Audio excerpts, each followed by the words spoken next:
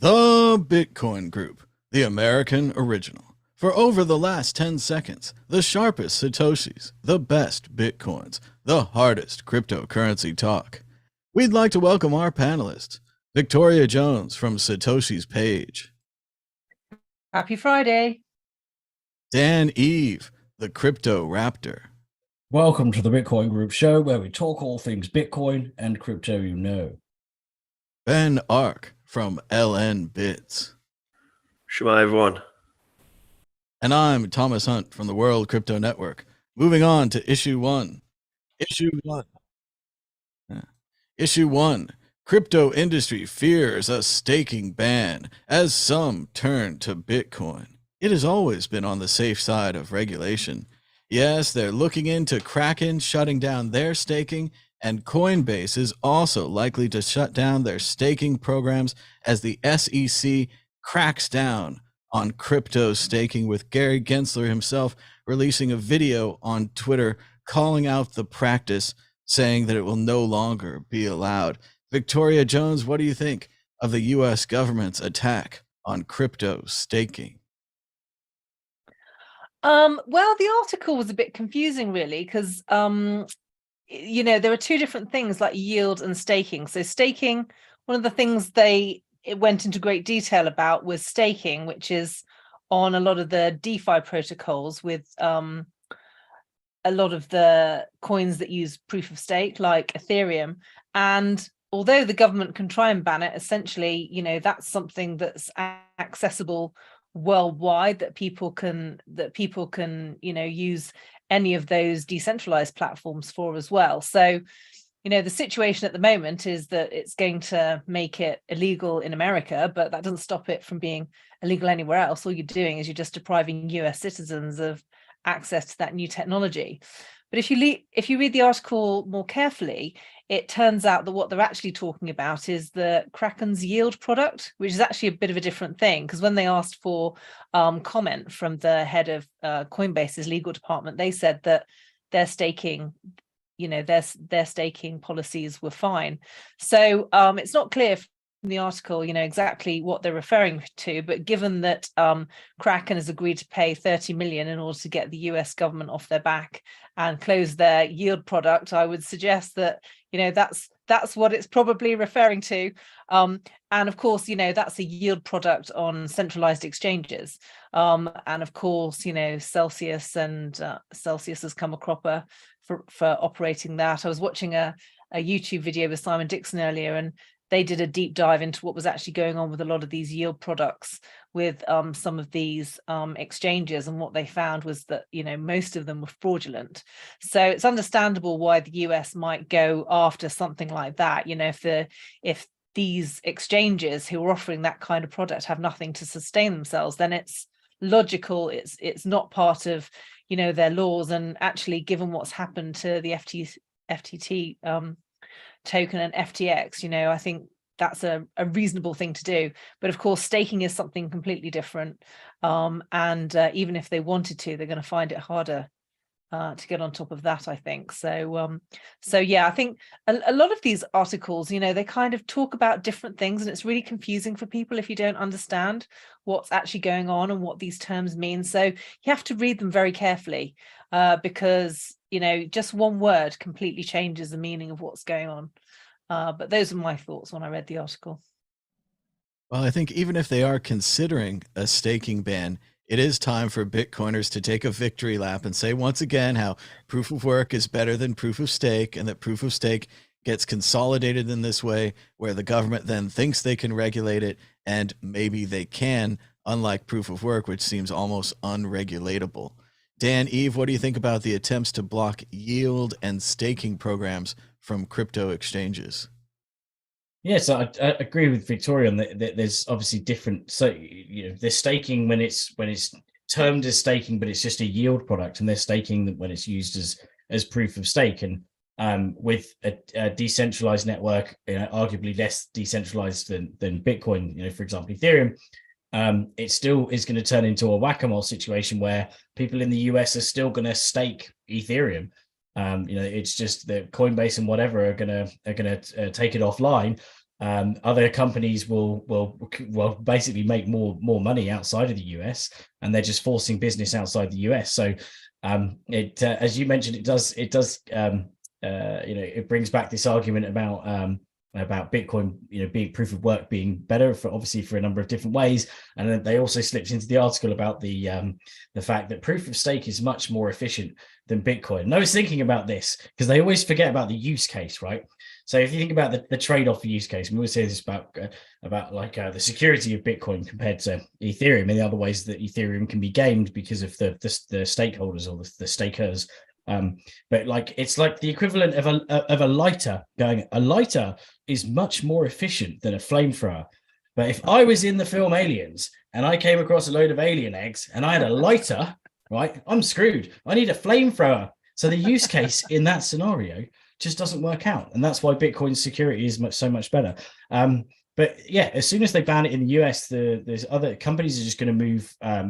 Either move their businesses, or there'll be other businesses abroad taking up that consumer market, and people will use VPNs. If they say, oh, you can't connect to something that stakes, they'll just VPN. It'll become another whack-a-mole, as it is with Bitcoin and any other decentralized network, as they did when they said I can't remember what branch of the government, but they were saying, oh, Ethereum staking is really bad, and we might go after it because 60% of staking nodes are based in the US, which means it's actually a US based network. But it's just gonna make people go outside the US, use VPNs, and do all the other things that people do with decentralized networks. And it really, all it does, it's going to showcase how good a decentralized network is compared to one moaning government who doesn't really know what they're talking about. Ben, Ark, is this a new bit license, but this time for all of America? No staking, no yielding, no interest for the good people of the colonies? Yeah, it was a very confused article. I think they've been using that chat AI thing to write their articles, because being proof of stake has nothing to do with staking anything for yield. So if you're going to stake a coin, you can stake Bitcoin, you stake whatever you want. If it's some centralized company which is holding those coins and giving yield, so they can then loan out those coins to other customers, which is what I'm assuming they're using for staking for yield. That's what the article's talking about. But for some reason, they get confused and think it's just referencing proof of stake, and that Bitcoin doesn't have such a thing. And it's just not true. Like, you can stake Bitcoin, and people do, and people have lost Bitcoin staking Bitcoin. And you can do it in a centralized way, on some exchange, or you can probably do it in some decentralized way using like multi-sigs and time locks and whatever else. So, yeah, a very weird, confused article. It really was like it was written by some AI. But again, it's just, it's a good thing if they're going to go after the high risk, volatile behavior, which causes people to lose their, savings and lose all their money, and the sort of bad behavior you get on an exchange, and people like locking up their coins on exchanges and staking them is bad behavior. So it's a good thing, I think, that they're regulating them on a centralized exchange, and it'll be a good thing when someone works out how to do it in a more efficient, decentralized way, which is censorship resistant. But a weird article. Well, wake me up when they pass legislation forcing people to hold their own keys. Everybody pound that like button. It's time for the exit question. Exit question competing against the magical Bitcoin predictor ball, the greatest predictor of Bitcoin of all time, better than any triangle. Victoria Jones, will the price of Bitcoin be higher or lower this time next week? Well, it's not doing very well at the moment, is it? It's taken a bit of, it's looking a little bit scary. So I'll say, given how strong the move has been over the last few weeks, it's probably time to take back some of those gains. So I think it's in the space for a week. I think it'll probably be down a bit further. Dan Eve, continued pessimism over the crackdown on Kraken and the trouble with staking and whatever else it is, yield. I think Bitcoin is listening to my begging of being at a lower price, so I can dollar cost average a lot more profitably. So I think we're going down. You always hear that battle cry running into battle: dollar cost average. No, never hear that. Ben, ARK, higher or lower? Higher. I think all this ordinal stuff's going to really start getting Bitcoin on people's minds again. So higher. NFTs are the key. And now asking the Bitcoin predictor ball, the prognosticator of prognosticators. We recently had Groundhog Day in America. I didn't even watch the movie. Will the price of Bitcoin be higher? It is certain. It is certain. The ball speaks against negativity, goes against the grain. Maybe he just wants you to dollar cost average harder. Moving on to issue 2. LocalBitcoins shutting down. LocalBitcoins wants a non-KYC way to meet people in bank lobbies and cafes and trade Bitcoins for cash is no more. The weekly trading volume on LocalBitcoins has slumped during the pandemic, citing market conditions. They have decided to close. LocalBitcoins has been huge in so many Bitcoin stories, from Ian Freeman, New Hampshire Bitcoin pioneer, who's now facing 8 counts of tax evasion, and other people that we know who have gotten in trouble for using LocalBitcoins. But it was an early way for a lot of people to get Bitcoin, some of them without KYC. Dan, Eve, what do you think about the end of LocalBitcoins? Oh, it's pretty sad times. I think one of the first 2 or 3 Bitcoins I bought was in local Bitcoins. Not that I've got them any longer. I obviously was dumb and bought shitcoins instead, and that was back in 2013. Yeah, it was just a nice, easy experience. It was and exciting as well. It was quite thrill,ing, like meetings, because I was in London as well. So I went because when I used to work there, I was like, well, I'll meet someone after. And I actually still talk to them now, the person I bought the Bitcoin off, so which is really quite cool. So it is definitely an end of an era, and you see on the tweet all the people that are really sad about it, because again, it was their first buying experience. Especially if that was a few years ago, you were very likely to have bought Bitcoin on local Bitcoin if you were buying it in sort of 2013, 2014.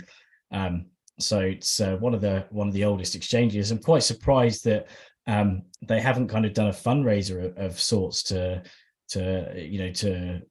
keep it going and keep it alive, because the brand behind it and the number of people that used it, I'm sure they could rally the masses and pick up, get the volume to pick up, as it's done, like kind of trending now across the news. It's not like a normal exchange that's gone down. It's kind of it's a monument, not a monumental exchange, but you know what I mean. It's like it's one that people cared about, right? That they had a kind of a lovely relationship with LocalBitcoins, because especially back then there weren't many places to get it. So to get Bitcoin, and the fact that you could meet people up, in person. Obviously they did, evolved and had bank transfer and stuff like that. It just had a really personal feel to it.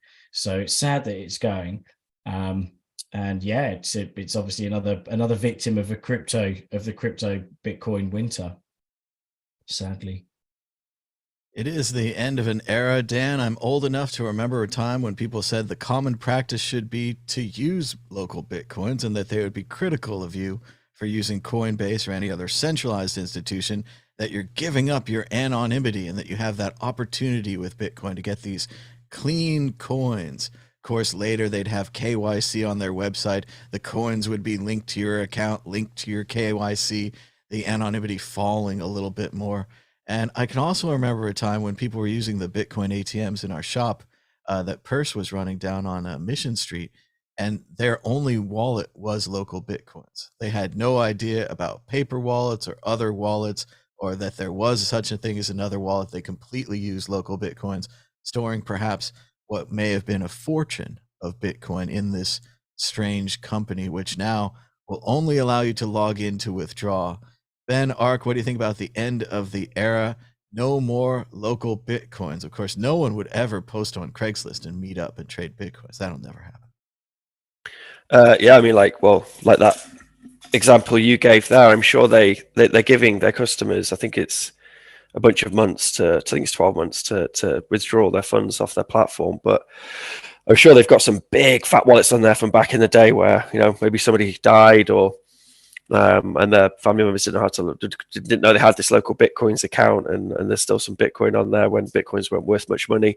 But it's where they came from, as you know, as a goal, like they wanted people to have a peer-to-peer experience. They wanted to try and make that happen.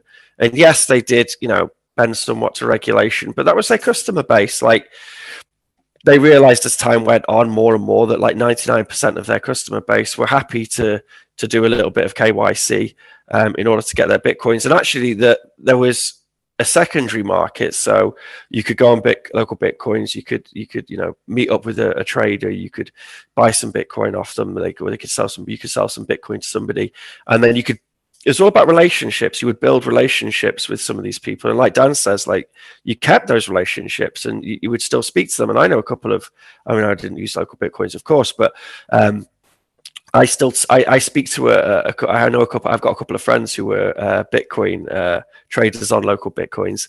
And yeah, it's all about relationships. And actually people they didn't always go through the platform, so they would build a relationship with a trader, and then, you know, off the books on the side they might do some personal trades with them. So it was still possible to use it in kind of a KYC free way. But it started. It's one of the great projects to come out of that little bar in Berlin, which closed during COVID, the Room 77, Jorg's bar. And there was literally one of their meetups, and Jorg pointed out that where the guy was sat, and he was sat there, and he's saying, "I've got this idea, and it's the idea for local Bitcoins." And he came up with the idea in this bar, and then he sat there and he developed it in this bar. And it was at a time when it wasn't easy to on and off ramp into Bitcoin. And there wasn't that many exchanges to access, and the ones which were there you just really didn't want to trust them, you know. So it suddenly like on-ramped the whole world. The whole world anyone who's had an internet connection, they could make an account on this thing, and they could start meeting people and start trading Bitcoin, start getting access to Bitcoin. So it was an absolutely fantastic platform. Very sad that it's closing, but I think some things don't last forever, and there are other sort of peer-to-peer decentralized solutions which are around the corner, which I'm sure will make buying Bitcoin in that sort of way easier. As a business model, I mean, it was quite expensive to buy in the end, it's quite expensive to buy I used to recommend local Bitcoins to everybody, and then, you know, you go on somewhere like Kraken, and it's so much cheaper to buy or sell Bitcoin, and you're still doing the same amount of KYC, and it's like, well, I'll just recommend this other platform. So I think a lot of that happened. It was just too expensive for people on local Bitcoins, and then obviously you have this winter. And then also I think it's just they've worked on it for 10 years. They're firmly, you know, placed as part of the Bitcoin heritage and part of the Bitcoin journey and story. It's okay for them to close shop, sweep those wallets which nobody claims after 12 months, go sit on a beach somewhere, kick back, and, you know, think they brought something good into the world, and well done to them. But yeah, rest in peace, local Bitcoins. I agree, Ben. People better get their money out of there, or it'll be like the English pound, the $20 bill. All those pounds are suddenly worthless now. It's not just exchanges that run off with the money. Victoria, many people have gotten in trouble on local Bitcoins. Ian Freeman, of course, another friend of mine, went to actually got in real trouble for trading too much money over the rules, other things like that. Do you think that if local Bitcoins hadn't existed, these crimes never would have happened? Well, I mean, I appreciate local Bitcoins for the fact that it existed for the time that it did before regulation started coming in. You know, it's thanks to places like that we've got any circulating Bitcoin that's non-KYC. And, you know, while there are Bitcoins out there that are non-KYC, you know, the freedom technology is preserved. I mean, obviously they've introduced KYC and AML to try and get on top of that. You know, which serves a certain purpose, but I think there's also something really important to be said for having some Bitcoin that isn't tarnished by that. I think it's the same, you know, I think I've heard people argue that all Bitcoin should go through a centralized exchange, because not everyone's going to be able to hold them on a hard wallet. But actually, the fact that some people hold it on a hard wallet is what keeps the whole system honest. You know, it was when all the banks were subject to a central bank that the problems really started. Up until that point, you know, in Europe at the end of the 1800s, you know, Europe was very prosperous with their banking system. It was flawed, obviously. But the only reason that they're able to fund the First World War is because all of those banks have been gathered under a central bank. And, you know, if you apply it similarly, it's the fact that we've got people who aren't subject to those centralized controls.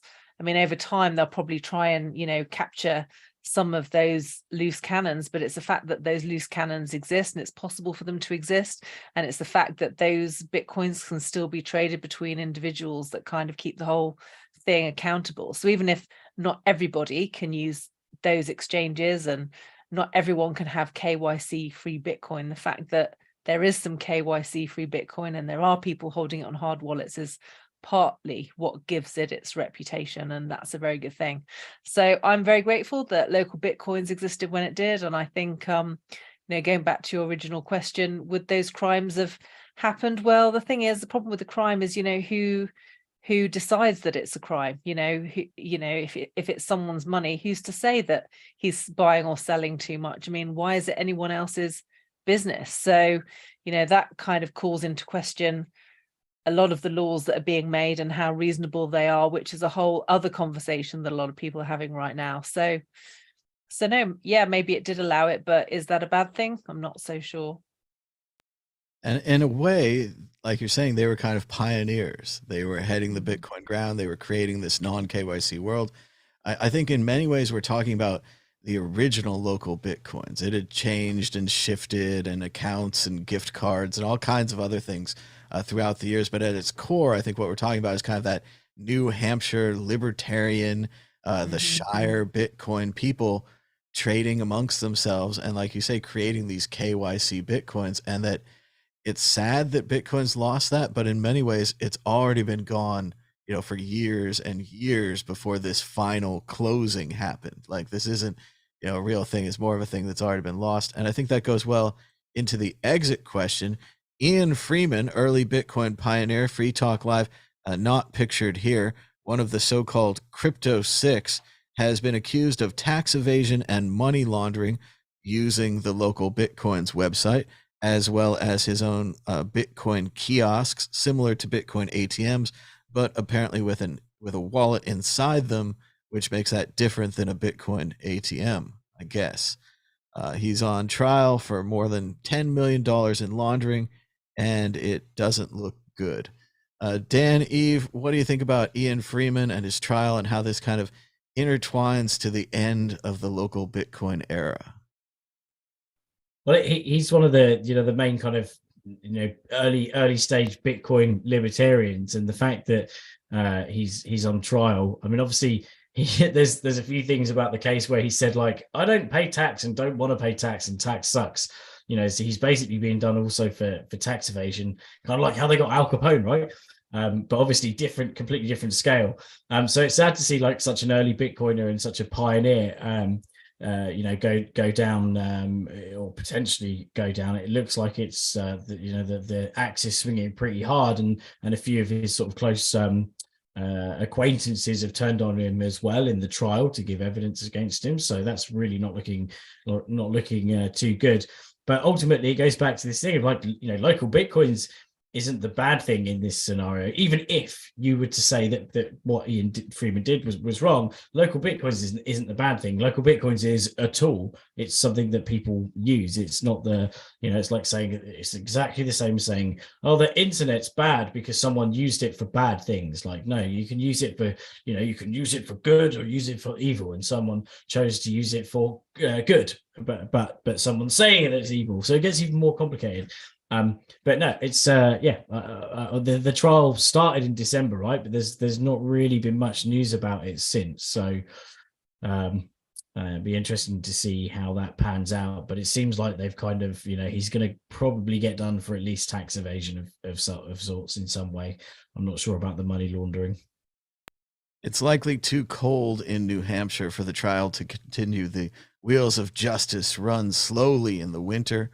Ben Ark, what do you think about Ian Freeman and his trial and the trouble that he got from that darn website, LocalBitcoins? Yeah, I mean, you can't You should never go on a podcast and say, I don't pay my taxes and you shouldn't pay your taxes. And I've got millions and I'm using this Bitcoin thing. Don't pay your taxes because they're going to get you. It's the same as McAfee. That's why they went after him. He's too loud about his not paying taxes. The only thing certain are death and taxes. Just pay them. It sucks. I know, whatever, but you're not going to be able to do any good from jail. All right. But anyway, unless obviously you're going to assume something really horrendous, then maybe resell them. But I mean, it's a fight you're not going to win. Like, they'll make a martyr of you, and this is what's happening with this guy. Because actually, it turns out that he was a very responsible Bitcoin trader, seller, and he would, if he thought someone was going to use their service, his personal trading service for something dodgy, then he didn't trade with them. And actually that happened. They there was an undercover cop who tried to make a trade with him. And I think I suppose alluded to he was going to use his service for something dodgy, and then Freeman just blank out refused to work with him. So there's evidence there that he was as responsible as anyone could hope for him to be. Even KYC'd his customers. He's going through the LocalBitcoins platform, and he KYC'd his customers. But yeah, it's just this. His issue was the tax thing, and that's why they're going after him, and they're trying to throw mud at him. I imagine a lot of these charges will be dropped because actually his defense is very good, and they just keep saying the same things. They just keep saying that he was as responsible as anyone could be trading, and that anyone who was like, there's one example, I think some old lady, she lost a load of money, and then I think that the person who stole that money tried to move it through Bitcoin or something through this Freeman guy, and Freeman's defense lawyer very rightly pointed out that where's the bank manager who let this woman's bank account, I think it was a couple of $100,000, be emptied in a matter of a couple of days? Why was there no checks and balances there? So yeah, it's good luck to him. I really hope he gets through it, and I hope they drop all the charges. He's probably pretty fucked over the tax stuff, but hopefully they'll drop the rest of it, and he won't do that much time, and he's still got enough money probably to pay those tax fines and get that cleared and sorted and fixed. And good luck to him. The Free States Project's famous Robin Hood parking program, where they pay other people's parking meters, now reminds me of Ian Freeman here. Victoria, probably the very person who created your non-KYC Bitcoin, is now on trial for it. Is it Robin Hood, Prometheus, Sisyphus? Are you trying to equate Ian Freeman to one of these Greek myths? He wears sandals. He has dirty feet. He's been accused of liking underage women. I think he has a lot in common with the ancient Greeks. He might not like that, but yeah. Well, sadly, I'm not that familiar with who this guy is. I've not read it. This is the first time I've heard about him. So it's difficult for me to tell. And also my knowledge of Greek myths is fairly sketchy as well. So it's probably not, I'm not the best qualified to answer this question. Yeah, I mean, the world is the world, and there are always going to be outliers, and we need the outliers because that's what makes us a creative society. And he was doing innovative things and following his what he felt was best. But I agree, going publicly saying you're not going to pay your taxes, asking for trouble. I think if you want to challenge that, that's definitely a collective effort. Otherwise, you're just putting a target on your head, aren't you? Really? So yeah, I admire his courage, but not his stupidity. I agree. I think the no tax thing is a bit like Sisyphus, who pushes the rock up the hill only to have the rock roll back down, and then he gets to push it up again. Exit question to the exit question really quick. Dan Eve, will Ian Freeman go to jail? Predict the future, yes or no? I think, unfortunately, yes. And just want to add on what Ben mentioned about the fact that he rejected the dirty money. The worst part about that story, from what I understand, is that they basically, after he rejected them, they went underhandly and tricked him via faking different profiles to being able to transact with him, and then went, "Ha! You transacted with a heroin person or something like that." And like, you're like, how's that fair? Like, you know, he said no. He's you can tell that his morals were there. So, you know, he actually made the effort. Funny, I don't want to tell the details, but a friend of mine had a similar situation where he was offered too much money and he said, no, I can't take that. That's over the limits. And then they sent it to him anyway. And, you know, he went down for it anyway. So it does seem like a lot of entrapment in these very important money laundering cases that are going on. So Dan, will he go to jail? Oh yes, that was it. Yeah, so yes, unfortunately, yeah, I think so. So And tax evasion. Ben Ark, yes or no? Al Capone goes to jail. Got to pay taxes, death and taxes. He's going to go to jail. He's going to die. Hopefully not, you know, but jail for a short period of time and then death a long way away. But it's going to happen. And killing Ian with Shakespeare. Victoria, are we united to agree poor Ian's going to jail? Well, I remember hearing a long time ago that there's a difference between a criminal case and a civil case. And apparently not paying your taxes is a civil problem. So unless he's done something criminal, not necessarily, he might get a big fine, but would he necessarily go to jail? So, you know, as I say, this is the first time I've heard the story. I don't know the intricacies. But if the only thing he's done wrong is not pay his taxes and he pays a whopping great fine, then maybe he won't. So. I think much like SBF, all he's guilty of is youthful exuberance.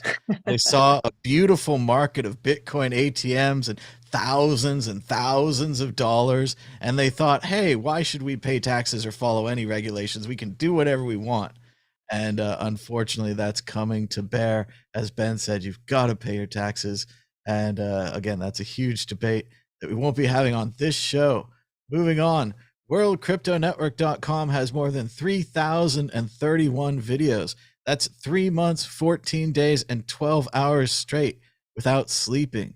It's been 9 years, 1 month, and 25 days since our first video. You can check them all out at WorldCryptoNetwork.com for free. Issue 3, with more than 11,000 NFTs minted to Bitcoin, are Bitcoin maxis coming around. The Bitcoin Ordinals project continues to mint NFTs onto the Bitcoin blockchain, including a full copy of CryptoPunks, all 10,000 images copied and reissued by random people, now collecting money for other people's work, which seems to be a theme on Bitcoin Ordinals. Ben Ark, what do you think about NFTs on Bitcoin again, this time taking up block space in the witness?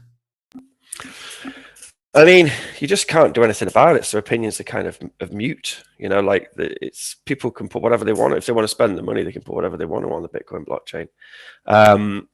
I kind of like it in a way, like that when Bitcoin finally gets around to doing NFTs, it's not just a signature, like a silly signature signing some picture. It's actually in there, like it's burnt, sold, like inscribed, as they say, into the Bitcoin blockchain, and it's filling those blocks up. And it's funny because you get people like Lushdash Jr. who are complaining about it and saying that, you know, it's a waste of space. And in fact, blocks should be smaller. And it's like, well, you kind of got your wish. Like, there's less room for transactions now, and we're filling them full of pictures. So effectively, they are a little bit smaller, aren't they? Just, you know. No, there was a really good thread by Waxwing, who's he's on Twitter, I don't think, but he does a lot of the Bitcoin dev stuff and works on a bunch of Bitcoin libraries. And Waxwing had a very good point. He says there's nothing you can do about it. So it's utterly pointless complaining about it, apart from obviously you can voice you should be using blocks for this. That's fine. He said the only thing which was worrying about the Ordinals project, but again, you can't really do anything about it, but it's just a worrying like side effect or worrying property of the Ordinal stuff, is that you can like trace Satoshis and you have more traceability in the blockchain, and it could mean that a government would, you know, require that of people using Bitcoin in the future, and that's something we should be actively challenged, and we should try and figure out a way of stopping.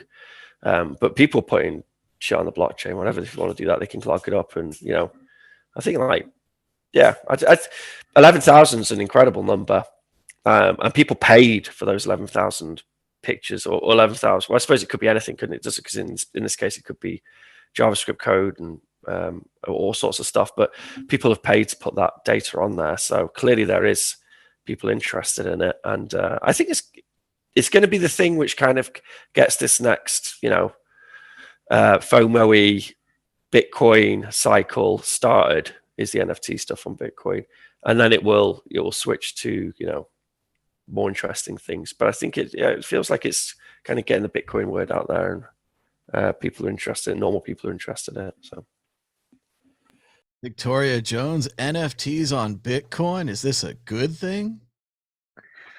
Well, I think what strikes me as interesting right now about this is it's difficult for us to really see the long-term consequences of it, because Bitcoin, we've only been around Bitcoin for like 13 years. If you think that if Bitcoin carries on and it takes off in the way we anticipate it will take off in 100 years, this is the historical record, and it's an immutable historical record. And there are lots of rumors going around at the moment that, the history that we know and understand to be our history, there are actually a number of flaws in it. And of course, they always say history is written by the victors. So, how accurate is our distant history? And of course, we've now got an opportunity for that history to be written onto the blockchain and into our money. So, that's an intriguing idea, I think, and one that's potentially valuable. But of course, there's been lots of debate over the kind of images you could have. I mean, some people have been commenting on the fact that you could have pornographic images on the blockchain. And then, of course, you're immediately making anyone who runs a node a criminal, because you're harboring these images, especially if they're very unsavory images. So that becomes an issue. Although even if it does become illegal, how are you going to shut down 130,000 nodes or however many you've got right now? So there are some interesting philosophical questions that go along with this. And I think the third point I'd like to make is the fact that, what we really need Bitcoin for is to be a new form of money. And of course, although it's very exciting to try these new and different things on Bitcoin, what we don't know is what we could potentially do that might break it, or cause a problem that's unresolvable, because so much of this is new. It's never been tried before in history, and as Mark Twain says, it's not what you don't know that gets you into trouble, it's what you know for sure that just ain't so. And there's so much that we don't know about how this is going to pan out and what could potentially cause a problem in the future that it's tricky. So yeah, those are my thoughts on the subject. Dan, Eve, we're talking about ordinals 2 weeks in a row. It seems like early NFT pioneers like Curio Cards, Rare Pepes, and Spells of Genesis were right about something, huh? Well, even like Hal Finney, right? Suggesting, well, he didn't say using Bitcoin for it, but the idea of cryptographic proof of an asset. So it's for all the diehard Bitcoiners, especially the ones that think that Hal Finney is Satoshi, that probably causes a bit of cognitive dissonance, right? To see the potential, big guy was actually into NFTs in some sort of way. But the cool thing, I think, is like the fact they've got Doom, because obviously Doom when it came out was like less than, I don't know, X megabytes, right? So that you can run Doom on Bitcoin essentially, and there's even like a site where you can actually go and play Doom. It's like a primitive version of it. But like Victoria said about the usage of the blockchain to store indecent images, and there was, I think, as early as 2015, 2016, when there was an article about, I think that Elliptic, the company Elliptic, where they were partnering up to make sure that Bitcoin can't be used as a child porn storing what's the word? Immutable storage for indecent images like that. And that was back before, obviously, you could literally store an image on it. So now you can actually store images, and those things those articles reignited in around 2019 about the fact that even though you're not storing an image of whatever it is that's awful on Bitcoin, you could be storing a reference of it to some extent, and therefore that could make, holding that image or having the version of the blockchain mean that you're distributing child porn in some way. So that's obviously really bad. But what's cool, I think, is quite funny about not that part. What's funny about something else, so altogether, because my notes were all missed. But is the fact that, like, everyone's saying, Segway Taproot is going to make, it's going to be DeFi but done right. It's going to be DeFi but done right. And what they got actually was NFTs done right. As Ben pointed out, you're not storing a reference to the image or a hash of it. You're storing the actual image on the blockchain. So they wanted DeFi done right. They got JPEGs done right. Which makes me chuckle a bit. But good point also about the fact that Luke Dashier wanted like smaller blocks, and now he's getting them to a certain extent. But the fact is, the block, obviously it does boost the cost of a transaction. So I don't know if anyone's noticed, but the cost of a Bitcoin transaction has been about $1 up to $2 recently. So that's been that does obviously impact on the on people even wanting to send small amounts. But the fact that you can now actually immortalize text, images, code, whatever on Bitcoin, I think makes it extremely exciting. And you're not just storing a hash of it or a reference of it, you're actually storing the entire thing on the blockchain. So pretty exciting, and it's good for the fee markets, especially given that there's still the argument ongoing as to will the fee market be enough to keep Bitcoin alive once the block rewards go. Exit question, Ben Ark. Will the Bitcoin developers change the way that Bitcoin works to end Bitcoin ordinals? No, they won't be able to. I mean, with the name server stuff back in the day when Satoshi didn't like that and it turned into Namecoin, that was possible. But now it's just not possible. There's enough people who like it. If people, this is the point of having, a censorship resistant ledger, decentralized ledger, is that people can put whatever they want on it. And I personally feel that it's a complete misnomer to think that on-chain should be used for money. It can never scale. It's never going to be able to be used for money, but it is a great thing for pegging stuff too. Inevitably in the future, blocks will be full, and they'll be used efficiently. But when it comes to the money side of it, I think that will be an off-chain experience, unless you're sending vast sums of money. Then of course, use a Bitcoin on-chain transaction. But the Bitcoin blockchain Bitcoin's going to evolve, and there's not a lot you can do about it. And the developers couldn't stop this behavior. There's 11,000 people want to use it that way. So, well, not 11,000 people, but there's been 11,000 transactions which were willing to spend money using Bitcoin this way. You're not going to stop it. Victoria Jones, will the developers shut ordinals down? Well, considering I'm probably like the least developer person on this show, I'll bow to Ben's expertise on this subject and say it's highly unlikely.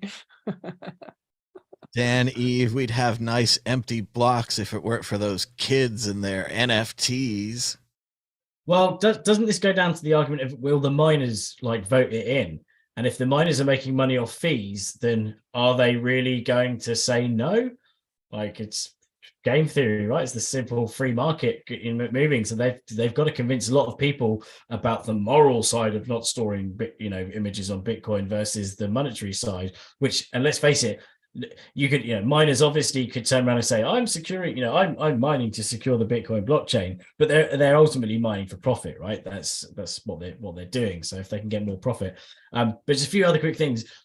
Someone said that it will only if every transaction had a JPEG, it's only 200 gigabyte a year, which is actually really quite small, especially with the size of hard drives. It's actually not that bad, right? And also just funny that seeing the turn of every single little event that happens, you see a little maximalist turn round, and so suddenly there's quite a few now that are going, well, NFT, whether we've got NFTs or Ethereum, awful, terrible. Now they're going, well, they're not actually that bad, you see, now that they're on Bitcoin.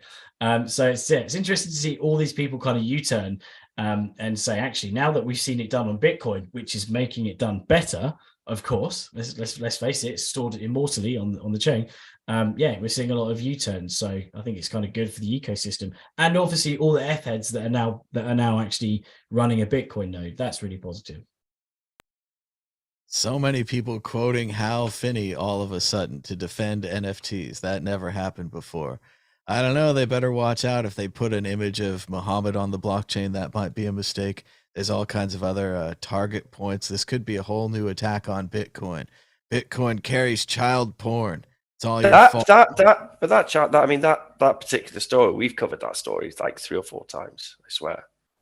But wasn't the child porn like ASCII before? Like you'd put in the buttons. Yeah, but it's still you could put horrible messages like the any kind of thing in there, any kind of horrible text. But now horrible images too. We're working on video next. Moving on to issue 4. The Bank of England and the Treasury think the United Kingdom is likely to need a digital currency, the Telegraph reports. Yes, the era of CBDCs, central bank digital currencies, may now be upon us. Victoria Jones, what do you think about the Bank of England's announcement that they should pretty much make a copy of Bitcoin? Maybe it would be a little bit more favorable to their interests. Oh, could there be a worse story? I mean, on the one hand, people have been discussing this for a while now. The idea of CBDCs. I remember in 2017, the UK government was very excited about the use of distributed ledger technologies. They've got every single area, they're already looking into that. But of course, you've had the chairman of the Bank of England, Andrew Bailey, who said 1 or 2 years ago that anyone who invested in Bitcoin be prepared to lose all of your money. But oh no, now they need a central bank digital currency. It's like, as long as you have our currency, it's okay. But if you're investing in anything else, then it's not. And even in the article, they say, we need to address it. Otherwise, big tech is going to be taking over money. It's like, yeah, that's the point. That's what we're trying to do.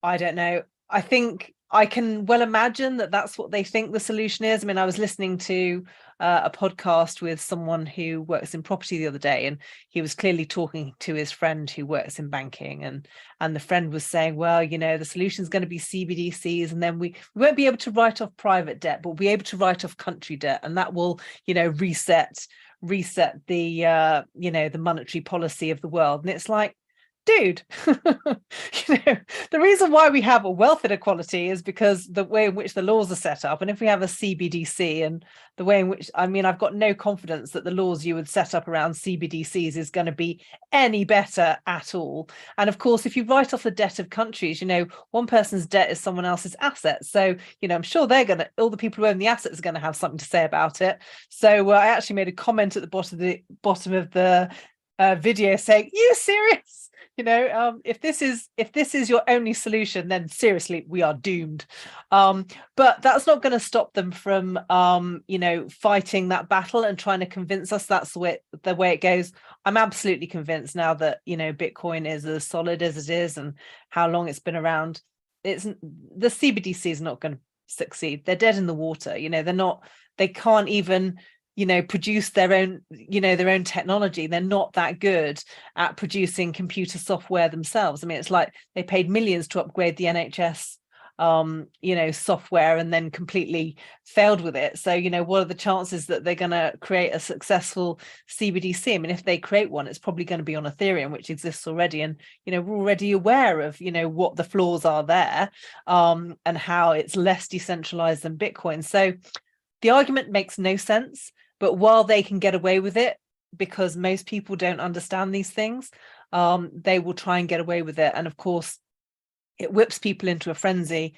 And the one way you can attack it is just like, well, do you really want a wallet that the government owns? And they decide that if you haven't spent it by the end of the week, they can empty it. Or, if you've been a naughty boy this week and they decide to, put a black mark on your wallet at the end of the week, it's the kind of thing that wouldn't happen tomorrow. But if you allow this kind of thing to progress, that's easily where we could end up, because people don't pay attention, and they have very little ability to influence the government over these minuscule rules anyway. So the whole idea of CBDC is completely dystopian. Bitcoin's, I think whoever Satoshi was, it's almost like he knew that was their plan, and then this was his answer to it, to try and save us from all of that. And of course, the discussion is finally getting down to the nuts and bolts of what it's all about, but still hard for people to understand. So I kind of look askance at the article, going, seriously? But of course, it's only us who've been discussing and learning about Bitcoin for 5 years who understand some of these issues in depth and understand why it's bad, but most of the general public have no idea, and they're so easily convinced, especially if someone with a posh voice who sounds like they're from the Bank of England tries to tell them this is what we need to do next. It's just like, okay, this is where the fight is. So yeah, it's going to be interesting few years, I think. I do love the idea that if you do it with Bitcoin, you're going to go bankrupt. But if we do it with a central currency and we're going to write off debt, it's a genius move. It's great to see that shift quickly. But they were very clear in the First Amendment. The bank said, "Thou shalt have no other gods before me." So you got to watch out for that. Dan, Eve, I always thought it was CBGBs. They're going to bring back Talking Heads, Blondie, the Ramones, new wave music. Why can't they do that instead of CBDCs? Because of control, power, manipulation, all the bad words that are associated with the central bank having more power to do crazy stuff, like, as Victoria said about, integrating it into some sort of social credit system where it becomes this Black Mirror type episode, and you say something mean about Rishi Sunak, and then suddenly you go to the shops and you can't buy your groceries or whatever. It's not actually that, it's really not that far-fetched, right? If they got the kill switch on your account, then it can be done. They can do it on credit cards, right? But there's just less of a kind of relationship with the central bank and a credit card company. Whereas if the central bank owns the infrastructure that actually creates those payments, then they can do basically what they want. And as Victoria picked up on, the Bank of International Settlement said that CBDCs are needed to modernize finance and ensure big tech does not take control of money. And whilst I agree that big tech specifically shouldn't, what actual cryptocurrencies do is allow the people to control the money. And you could argue that big tech is at least more decentralized than a government is, in terms of they've got more of a variety of people working for them than the government. But regardless, having the people control the money sounds like a much better solution, which is why Bitcoin was invented, because of all the dibble dabbling of central banks that's not really produced much goods. The arrogance of the Bank of England saying, well, Bitcoin's terrible, but if we do a digital currency, we can do it much better. And again, as Victoria pointed about the NHS, and most recently the biggest one was wasn't it billions they spent on the track and trace thing or whatever, in contracts that just completely got floundered. It's just insane. So to have that it's so arrogant to think that this small collection of minds that are just put in place, rather than people that contribute things and what are the meaningful contributions actually get put in from around the world. That should be what's controlling our monetary system, not just a bunch of people who are employed. And so you actually get more, funnily enough, you get more diversity doing that way. You get more walks of life who are contributing to this new type of money. And I don't want to use the slippery slope thing. I've always seen it as a logical fallacy, but right, there's in certain contexts it is quite true, of this small overreach becoming bigger and bigger. And there was a quote, I can't remember, I can't credit it, but it's Nazism didn't happen. I hate to do the call to the Nazi, which is another logical fallacy, whatever. But anyway, the Nazism didn't happen overnight. It was small incremental things that eventually led to it. And the more and more control you give governments with even plans we're seeing now with the what would they call it? The environmental lockdowns that they'll be doing. So you won't be able to travel outside of Scunthorpe unless it's on a Tuesday evening. All that crap. It does seem like it's kind of snooping in, and these conspiracy theorists they do kind of. There's some of these things that are turning out quite true, but ultimately letting a central bank have caused all this hassle with inflation and all the crazy business since they took away gold as the gold standard to control money again. It's like, what's that saying that George Bush said once very famously? Fool a man once, fool a man twice, or something or other like that. But yeah, basically, don't be an idiot twice. Don't let them have our money twice. Fool me once, shame on you. Yeah, fool me twice, shame on me. I prefer the George Bush version where he screws it again. Won't That's get it, yeah. fooled again. A fool man get fooled again. We've got to make the pie higher. Like Yeah. Dan was saying, sometimes it's not a slippery slope, but you're just standing on a greased hill. And Black Mirror, that's some real horror. That's like some scary stuff there. I'm afraid to watch that. Remember that episode with the social score and the woman got excluded from everyone and they voted her down and she brought them donuts and they're like, she's trying to, buy our love, vote her down more. And all of that. It's like Requiem for a Dream. It's too scary to watch. But Ben Arc CBDCs, it's a cool acronym. You can trust it, right? Yeah. I get the sentiments, I get the rhetoric as well, but and for a better world to exist, we need Bitcoin. That's just a given. We need it. Bitcoin needs to exist, and it's the tools of freedom. So people have this liberate, this free money, free and open source money, which they can move to if they need to. But I think different people with different needs. If you look at the 2008 financial crisis, and if you looked at Iceland's ability to bail themselves out by money production, which Greece didn't have, and Greece was put over a barrel because they were in the Eurozone. Iceland were much better off, and they're basically in the exact same financial positions at the beginning of the crisis, and Iceland was able to bail themselves out. You can't apply the monetary needs for different countries and assume that even if there is this like utopian concept where everyone uses the same money or the same thing as a medium of exchange. As soon as there is a Great Depression in the country, they'll produce money because they need to create fiscal stimulus and they need to create wealth and they need to keep the wheels of the economy moving. So this Austrian idea that people will just suffer for a decade so they can end up with more efficient markets is just nonsense. But what we do have is the power now for countries if they do opt into building. I don't want to, like a CBDC is obviously a central bank digital currency. I think what we're better to think of is a sovereign currency, digital currency, or sovereign digital currency, or something, an SDC maybe, which is like the British pound, say, on British pound as a digital currency, but not something which the central bank controls, something which the people in Britain control, and then they can have it work for them in the ways in which they want it to work for, but absolutely built on top of Bitcoin. And this is how I imagine the intermediate part of Bitcoin's journey, which pulls in all the world's liquidity and then eventually makes Bitcoin so incredibly stable, then why wouldn't anyone just use it on the base layer? But I don't think you're going to get there unless you have stable mediums of exchange. People aren't going to use Bitcoin for that.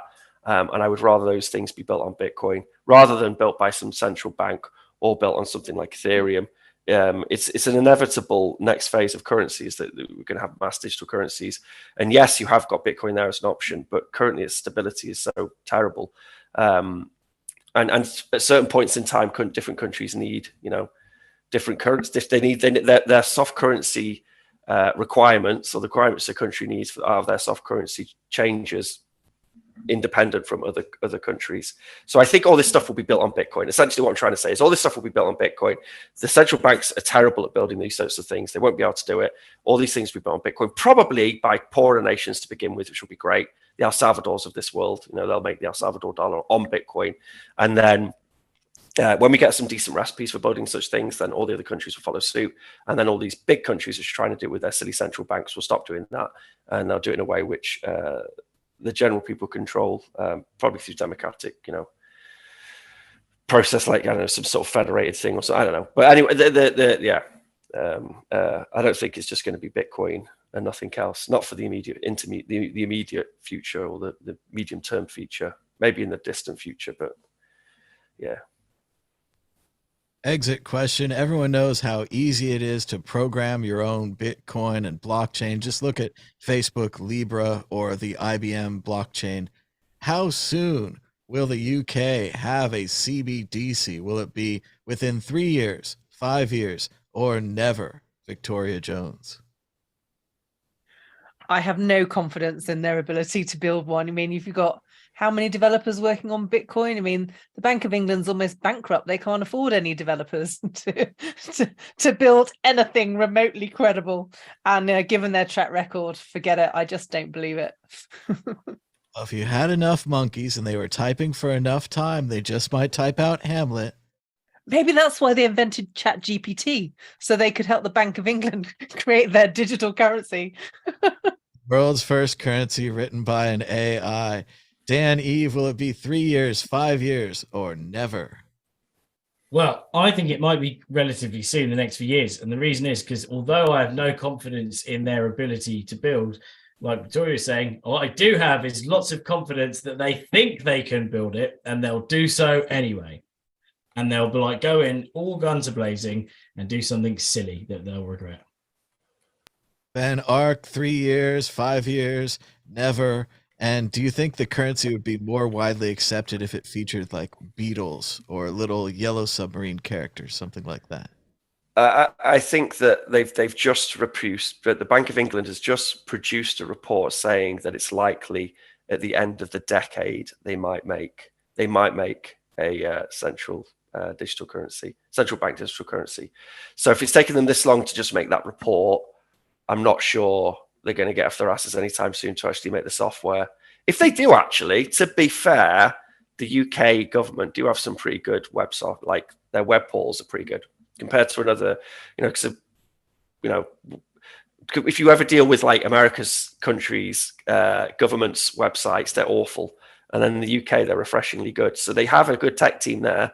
Whether they can turn their hand to producing a central bank digital currency, I don't know. One example I wanted to give actually is I reached out to GNU Thaler, and GNU Thaler is a eCash project which has been running for like 10 years, and they specifically pitch. They're academic, so they've done loads of produced loads of papers, loads of good scientific work on eCash, but they specifically pitch at trying to make eCash in a way which has like checks on fraud and stuff, and can be you can use it, so you can't be used by criminals, all this other stuff.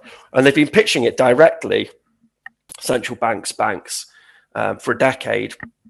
They've done great work. I had a call with them, I chatted to them when we were building the Cashew eCash and Fedimint, to do with the Fedimint stuff as well. And I was like, well, this project's been around for 10 years. They've probably done a load of cool things and got a lot of wisdom to impart, which they did.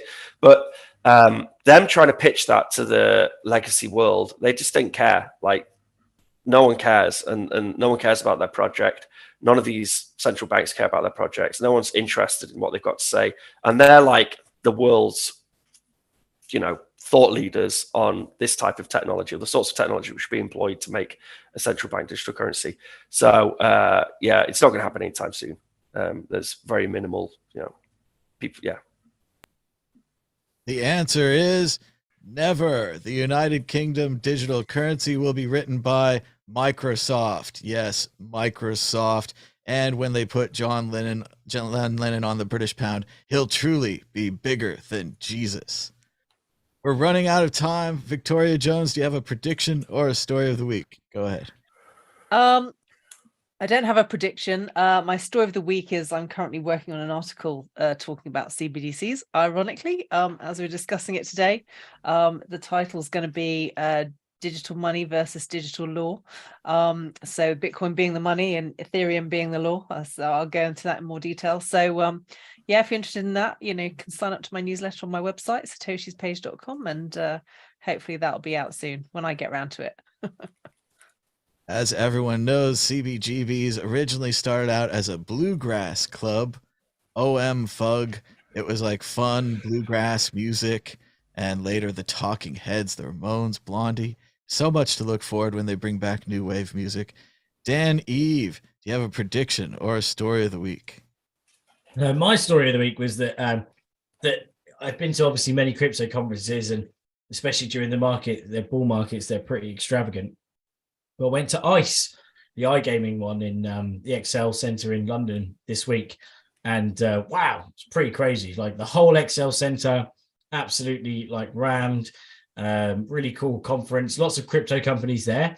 So from payment companies to kind of crypto casino type places. So like games like slot machines based on CryptoPunks and things like that, which is really quite cool. And one huge bonus was that I got a random text message while I was there from Ben, and so I got to meet up with Ben and have a little mooch around ice and then a few drinks after. So it was nice to catch up with Ben in person. Another cool conference. I think the key to going to conferences these days is that they're Web3. There's nothing but money in Web3. And of course, as everyone knows, CBGB's in New York City was torn down and replaced with John Varvatos, a fancy upscale clothing company frequented by people like Howard Stern. Ben Ark, do you have a prediction or a story of the week? Yeah, talking of money, like when we were there, it's one of those conferences you go to, not like you go to a non-Bitcoin conference and you think Bitcoin's like too big, and it can't possibly grow anymore.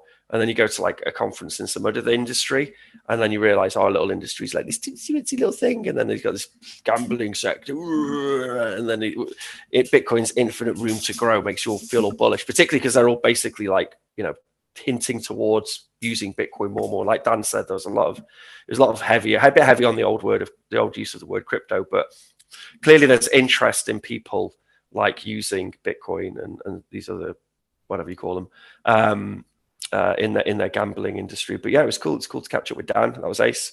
I was there looking at bill acceptors because I wanted to, because I just picked a bill acceptor for the ATM, the Lightning ATM, and I just used that, and then everyone's been using that, and I'm like, is this the right one? Is this the best one? So I went and I realized that they had all these like slot machines and stuff, and because it's like a gambling expo, there's also like people interested in hardware, so bill acceptors, CoinMax, those sorts of things you put into slot machines and change machines and all those sorts of things. So I was there looking at that, found some cool bill acceptors, found a really great one which is nice and cheap and small, easy to program. So I'm probably going to switch to that.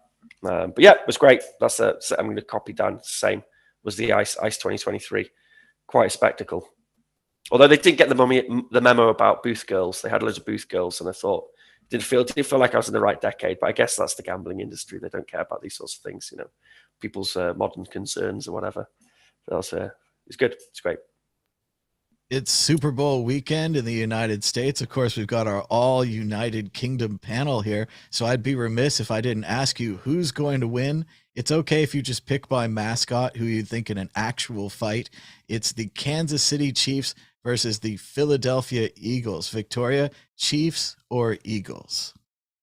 What are their mascots? Chiefs and Eagles. Like the bird eagles or the Native American chiefs, which I'm glad you asked that question. I'm glad you asked that question. I was about to ask. Yeah, I was almost going to ask it. I'll go for the Eagles because they're majestic. All right, Eagles. Dan, are you going with the Eagles or the Chiefs? I'm going for the Eagles, one of the coolest bands ever. Although it's probably not the Eagles that are the mascot. It's that's what my question was. Is it the actual Eagles or is it an eagle? I like the idea that it's the band. It's like the anti-Lebowski. I just hate the effing Eagles, man. Ben Ark, Eagles or Chiefs? I reckon it's the Chiefs because they made the headscarves with the Eagles feathers, so they're going to obviously win. We've got a mixed panel. I'm going to go with the Eagles. I'm going to root for a good game, and I'm mainly going to enjoy the commercials and eat a bunch of food. So that's Super Bowl over here, but it's probably on at like the middle of the night for you guys. So you'll learn about it later, and then the commercials will haunt you for months afterwards as Pepsi and Budweiser and others spend tons of money on very hopefully creative, and hopefully funny and entertaining commercials, because otherwise you have no choice because they're going to be on anyway. So and just think, was it last year that we had FTX? Like the big Super Bowl commercials were the crypto ones, right? There was FTX, there was Larry. Is it Larry David? That advert was brilliant. Actually, it's the best thing to come out of FTX. That was a really good advert. I've not seen that. We could look that up. That sounds good. Tom Brady, all of the advertisements from last year. I'm told this year there are 0 crypto advertisements. So we have gone up and we have gone down. On a side note, I'm predicting that one of the major advertisements will make fun of crypto. So I believe we will be mentioned, but in an incredibly Oh my negative God. fashion. I don't have any insider information. That's personal belief. But yeah, we'll see how it goes. Rooting for a good game. In the chat, let us know who you think's going to win, right? Eagles or Chiefs. And then later you'll be able to look back and get absolutely nothing. But maybe we'll respect you a little more. So that would be hilarious. Imagine if like all the adverts were just central banks laughing at cryptocurrency. That would be I brilliant. forget the Hey, exact this is the Bank ad of now, England but here. absolute IRCBC. the absolute classic in ads was after the .coms, and it showed like an empty town and like a tumbleweed going by and all this dust, and there was like the pets.com sock mascot. He's just on the ground like sad. And like if they do something like that for crypto, it'll be absolutely fantastic. It's sad that people lost money and all that, but what an amazing thing it could be. But yes, it's You gotta have a laugh, though, and you gotta have a laugh. Yeah. You gotta have a laugh. quite a spectacle. The Super Bowl this weekend. Thanks to everybody for joining us. Give us a thumbs up down below. Subscribe if you haven't already. We've been doing these shows for, I don't know, 9 or 10 years now. So there's a lot more shows on worldcryptonetwork.com you can check out. But until next time,